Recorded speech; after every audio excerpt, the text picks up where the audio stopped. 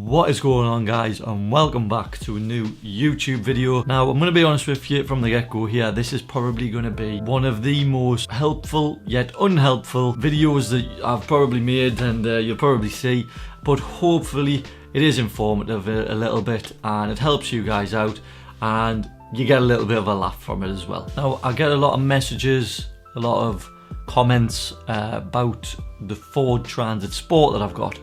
And most of them are like, Nathan, how are you finding using it as a daily? Can you make a video about the running costs, the maintenance? Can you make a video about what to look out for if I want to buy one? And I've noticed when I'm having conversations with people that the same lines, the same, not excuses, but the same comments, the same responses keep coming back all the time.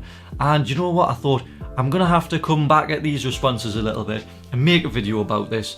And I'm not trying to change anybody's opinion, but just give you my opinion and why I have a Ford Transit Sport as a daily driver and how I get on with it, really, how it is making my life better or easier or worse in ways, and just let you guys in on a little bit of insight on basically what it's like to own a Ford Transit Sport as a daily van. So if you don't know what I'm talking about, go on the interwebs and search and have a look at some of the pictures, or even better, go and watch my previous videos. Just to clear this up as well before people start commenting down below and, you know, causing all sorts of mayhem.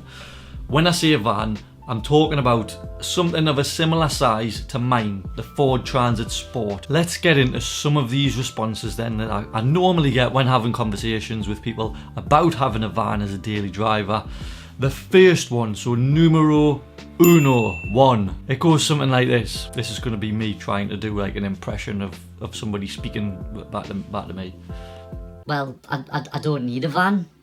Okay, well, to be honest, in my opinion, right, that response there, that statement, comment, whatever you want to call it, I don't need a van. I don't need a van. I don't think there's many people that do need, like really need vans, physically cannot live without a van. I don't think there's that many people. Small percentage. Now, obviously, if you don't like vans, then you're not going to buy a van, are you? So it all comes down to personal preference and taste, and also the circumstances, because I understand that a van is not for everybody. You know, some people prefer cars, and that's fine. With a van, for me anyways, there's not very many limits. So for example, you're not limited for space. I mean, to a certain degree you are if you're taking, you know, extremes, but over a car, you've got a lot more space. So say I wanted to go to IKEA, pick a new mattress up. No worries, don't have to tie it to the roof of my car. I'll just tie it in the back of the van. If you've got kids, you'll know what I'm talking about here. You've got bikes, you've got toys, you've got bags, buggies, you've got all this stuff, right? And it takes up space. So guess what? It all just goes in the back of the van. Just fling it in. Just be done with. Obviously, I bungee strap stuff down so it's not flying about everywhere, but just it goes in. Do you know what I mean? It's not a big deal. I love helping people out, and family, friends, colleagues. Do you know what I mean? And if I can help people out, then smiles on my faces, smiles on their faces. Everyone's a winner. So let's move on to comment number 2. Again, this is going to be me trying to, you know what I'm doing by now, haven't we? Well, Nathan, it's just too big, really. It's too big. A van's too big. Fair point, okay. Vans are big, and you can get even bigger vans than the one I'm talking about, my van. Mine's a short wheelbase, low roof, so it's one of the smaller models. I have no trouble in my daily life driving a van. You know, size doesn't bother us at all. I can still do everything that I would do in a car. Apart from, there's one thing I can't do, and that's go in multi-storey car parks. Because of the height of the van, it doesn't go in the ones that I want to go in, which is, I think, 1, then it doesn't go in, so I have to do something else. Now, if I have to sacrifice going in that multi-storey car park to have a van for all of the other benefits that it has for me, I'm happy to do that. Now, I didn't actually know how big my van was, and I've seen some of the cars these days, especially some of these Jeeps, like these 4x4s and stuff, they can get quite big, and you see young drivers driving them these days as well. You see older people driving them. There's a mix of people driving these cars, and I'm talking about like BMW X5s, Range Rover Sports, these big like 4x4 things, like. And there, I'm sitting thinking to myself, and people are saying that a van's too big, and they're driving around in these massive 4x4s. So, anyways, I had to go, really, didn't I? And I had to go and find out exactly what the dimensions were of me van.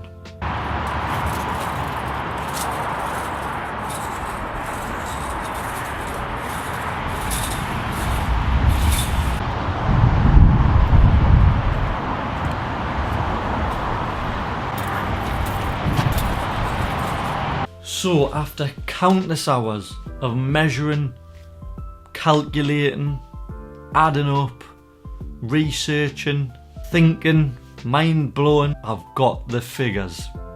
They're written on the back of this envelope, yeah. But budget's not great, guys. Dimensions of the Ford Transit Mark 7 Sport, low roof, short wheelbase model. Okay, here we go. So the length of it, 4,863 millimeters, which works out at 4.863 meters. The height, 2,070, that's 2.07 meters. And the width, 1,974 millimeters, which works out at 1.974 meters. Now, I'm going to make a comparison to a vehicle. Most popular, I'd say, these days is probably like a Range Rover Sport. Big car, 5 seats, you know, you'd kind of use it if you had a family or something like that. It's a big family, good daily driver, comfortable car. So I think that that's a sensible comparison to put against the Transit Sport. So not only have I measured the Transit Sport, but I've been and done my research on a Range Rover Sport as well, haven't I? So the length of a Range Rover, I'll tell you whether it's longer or shorter, because you'll not have remembered what I just said before. Don't worry about it. I've got them written down. So the length of a Range Rover Sport is 4,850 millimeters, which is 4.85 meters. Now that is actually 13 millimeters shorter than a Ford Transit Sport. So it's 13 millimeters shorter. It's pretty much the same size, if I'm honest. It's pretty much the same size. So lengthwise, if you're talking about parking and stuff like that, like if you're using it daily, it's no bigger than a Range Rover Sport. It's no longer than a Range Rover Sport. So you see mums, dads, granddads, you know, whatever, older people, younger people, you see them parking in car parks fine. You see them pulling up at the side of the road fine. They do everything fine in these Range Rover Sports. So easily done in a van. I do it, but I'm just saying that if you're out there and you've put off buying a van and you want to buy one, and you're putting a comparison against something that is used every day on the road, it seems to be really popular, it's no longer. Anyways, comes on to the height. I think you all know what's going to happen here. So the height of a Range Rover is 1,780 millimeters, which is 1.78 meters. That is, you know, it's quite a bit smaller than the van, I'll be honest. But height-wise, in a van, you do expect it to be higher. And again, it does mean that there is certain multi-storey car parks and things like that. Some things with height restrictions that you can't get in with a Ford Transit Sport. So point to the Range Rover there, I guess. Unless you're looking for height, then point to the van. Now width. Width is a big one, I think, especially in this country, because parking bays and car parks and things like that tend to get quite busy.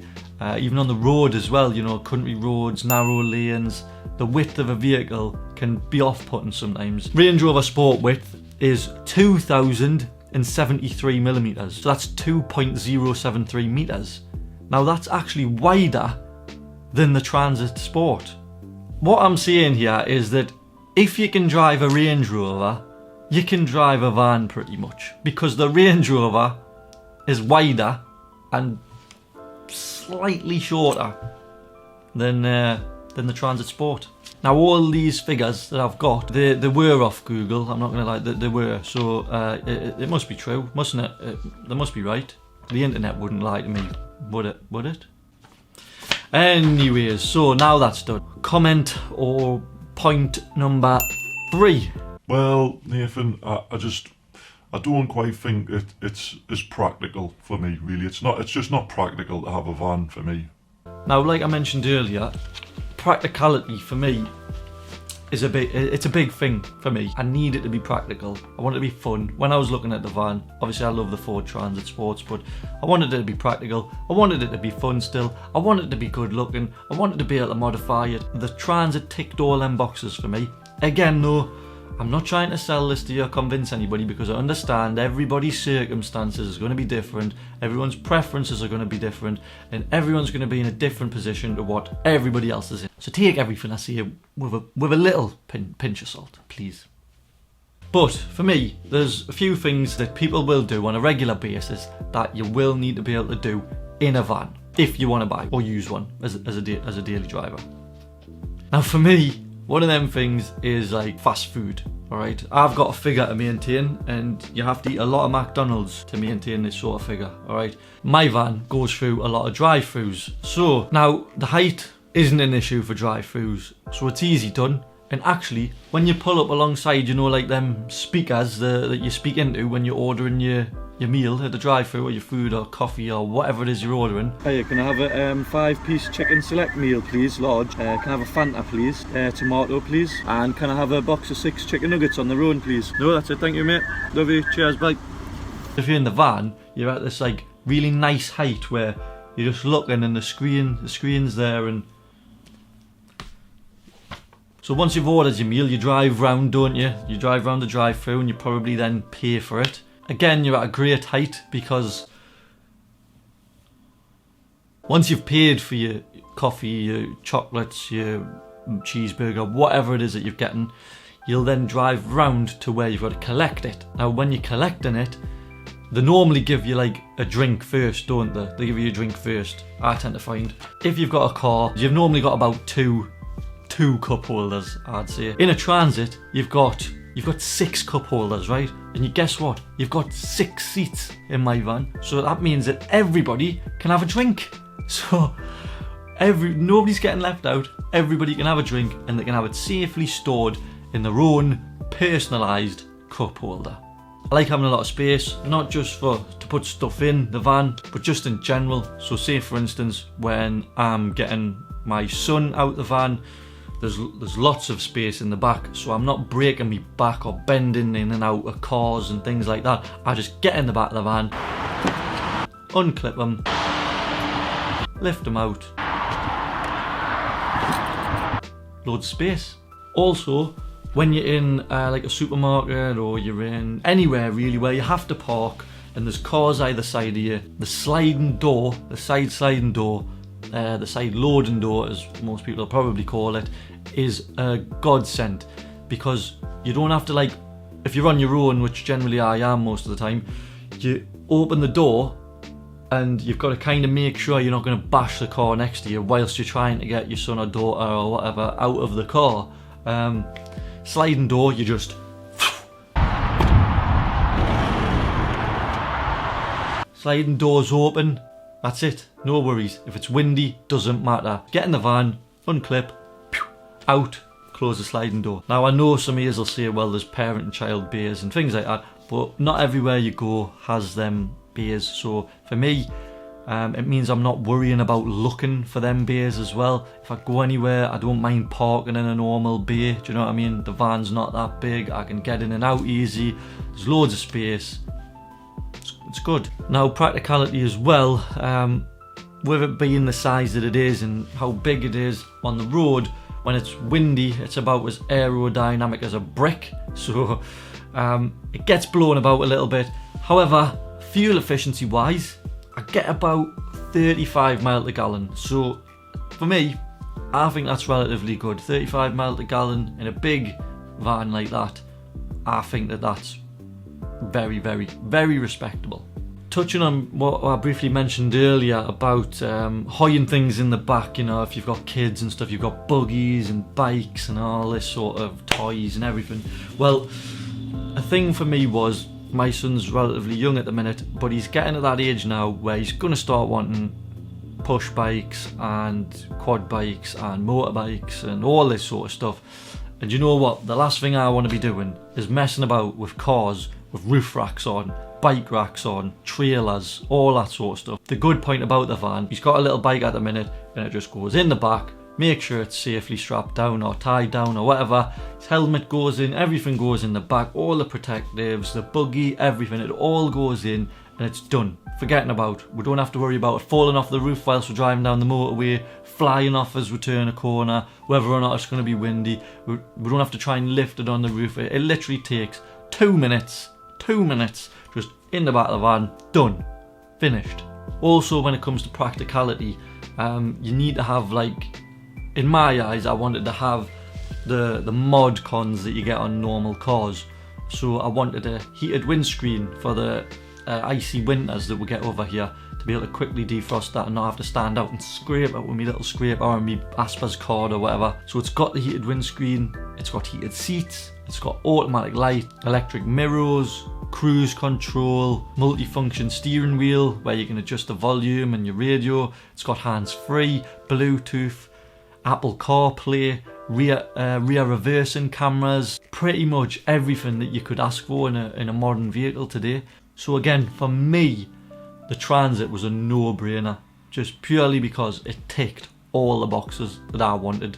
So, if you're a Range Rover Sports owner and you're out there and you're watching this video and you're thinking, you know what, I really wanted a Ford Transit instead of this Range Rover. If you're out there and you're looking to buy a van or get a little bit of advice about having a van as a daily driver, then hopefully this video has given you a little bit of an insight into what my life's like and what my opinions are and the reasons why I've got a van as a daily driver. Now, if that wasn't a sales pitch for Ford Transit Sport, then I don't know what was. In all honesty though, people, I'm not trying to sell these vans, you know, this Ford or anybody has nothing to do with me at the minute anyways. So Ford, if you're out there and you're watching the videos and you want to get in touch and we can sort something out, I'm sure, in regards to a Transit, then please do. Get on the dog and bone. I look forward to that phone call. Hope you guys enjoyed the video, hope you got a little bit of a laugh out of it as well. None of this is too serious, it's all light-hearted stuff. I hope you liked this style of video, guys. If you did, let us know in the comments below. Also leave a like, and remember, if you want to see more content, which is going to be a wide range of things during 2020, make sure you subscribe. Check the links out in the description down below as well for some cool hoodies, and if you want to follow me on Instagram. I'll wrap it up here, guys. Thanks again for watching, really appreciate it. Enjoy the rest of your day, have a fantastic week.